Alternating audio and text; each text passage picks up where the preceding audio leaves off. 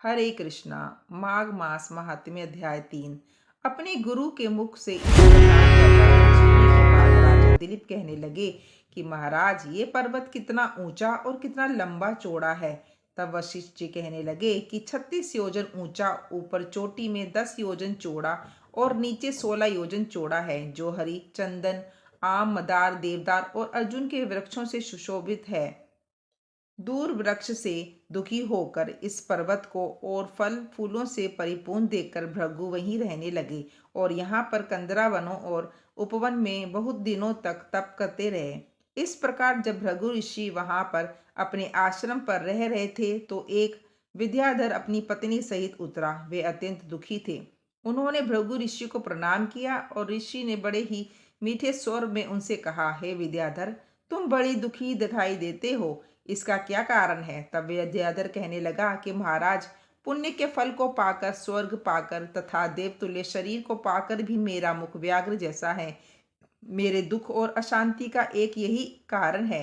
न जाने किस पाप का फल है। मेरे चित्त की व्याकुलता का दूसरा कारण भी सुनिए। मेरी पत्नी अति रूपवती, मीठा वचन बोलने वाली, नाचने और गाने की कला में अति प्रवीण, शुद्ध चित्त वाली, सातों सुरों वाली, वीणा बजाने वाली, जिसने अपने कंठ से गाकर नारद जी को प्रसन्न किया, नाना सुरों के नाद से बड़ा बजाकर कुबेर को प्रसन्न किया, अनेक प्रकार के नाच ताल से शिव जी महाराज भी अति प्रसन्न और रोमांचित हुए। शील, उदारता, रूप और यौवन में स्वर्ग की कोई अप्सरा भी इसके जैसी नहीं है।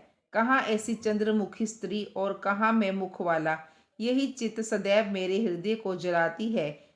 विद्याधर के ऐसे वचन सुनकर तीनों लोगों की भूत, भविष्य और वर्तमान की बातें जानने वाले तथा दिव्य दृष्टि वाले ऋषि कहने लगे कि हे विद्याधर, कर्म के विचित्र फलों को प्राप्त होकर ज्ञानी पुरुष भी मोह को प्राप्त हो जाते हैं।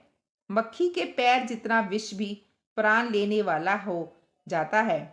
छोटे छोटे पापों का फल भी अत्यंत दुखदायी हो जाता है। तुमने माघ मास की एकादशी का व्रत करके द्वादशी न आने तक शरीर में तेल लगाया और इसी पाप कर्म से व्याग्र हुए।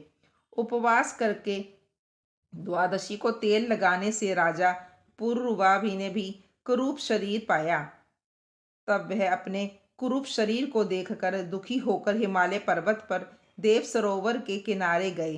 प्रीति पूर्वक शुद्ध स्नान कर कुशा के आसन पर बैठकर भगवान कमल नेत्र, शंख चक्र गदा पद के धारण करने वाले, पीतांबर पहने, वनमाला धारण किए हुए भगवान विष्णु का चिंतन करते हुए राजा पुरुरवा ने 3 मास तक निराहार रहकर भगवान का चिंतन किया। इस प्रकार 7 जन्मों में प्रसन्न होने वाले भगवान राजा के 3 महीने के तप से ही अत्यंत प्रसन्न हो गए और माघ की शुक्ल पक्ष की एकादशी को प्रसन्न होकर भगवान ने अपने शंख के जल से राजा को पवित्र किया। भगवान ने उसके तेल लगाने की बात याद दिलाकर सुंदर देवताओं का सा रूप उसको दिया, जिसको देखकर उर्वशी भी उसको चाहने लगी और राजा कृत्य कृत्य होकर अपनी पुरी को चले गए। भृगु ऋषि कहने लगे कि हे विद्याधर, इसलिए तुम क्यों दुखी होते हो। यदि तुम अपना ये राक्षसी रूप छोड़ना चाहते हो तो मेरा कहना मानकर जल्दी ही पापों को नष्ट करने वाली हेमकुंड नदी में माघ मास में स्नान करो, जहाँ पर ऋषि सिद्धदेव निवास करते हैं। अब मैं इसकी विधि बतलाता हूँ। तुम्हारे भाग्य में माघ मास आज से 5वें दिन ही आने वाला है। पौष शुक्ल एकादशी से इस व्रत को आरंभ करो। भूमि पर सोना, जितेंद्र रहकर दिन में 3 समय स्नान करके महीना भर निराहार रहो। सब भोगों को त्याग कर तीनों समय भगवान विष्णु का पूजन करो और जब तुम द्वादशी को स्रोत और मंत्रों से पूजन करोगे तब तुम्हारा मुख देखकर सभी चकित हो जाएंगे और तुम अपनी पत्नी के साथ सुखपूर्वक क्रीड़ा करोगे।